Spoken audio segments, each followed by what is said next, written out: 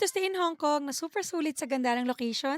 We stayed at the City View Chinese YMCA of Hong Kong at ang convenient dito. 2 minutes walk lang to Yau Ma Tei MTR station plus ang daming restaurants nearby like Jollibee, KFC, McDo at marami pang iba. So hindi kayo mahirapang maghanap ng food.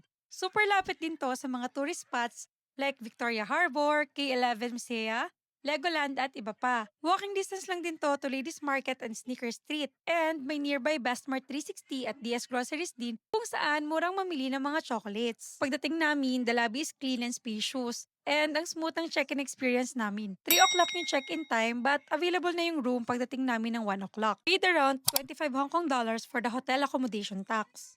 This is the deluxe twin room we booked and honestly, okay na siya for us kahit may 2 young kids kami. Pwede nyo tong i-book sa Klook or Agoda and you can use our discount code for extra savings. Merong TV, working desk, chair, hangers, extra pillow, and safety vault. Meron ding water kettle at fridge. So ito yung bathroom, walang bidet pero may bathtub at complete naman yung bath essentials. Water in Hong Kong is quite expensive so super plus point na meron sila dito free water refill station. Pwede nga din pala kayo mag-iwan ng luggage after checkout kung gabi pa yung flight nyo. So if you're looking for a practical place to stay in Hong Kong, this is a good option. Follow us for more travel and staycations. Bye!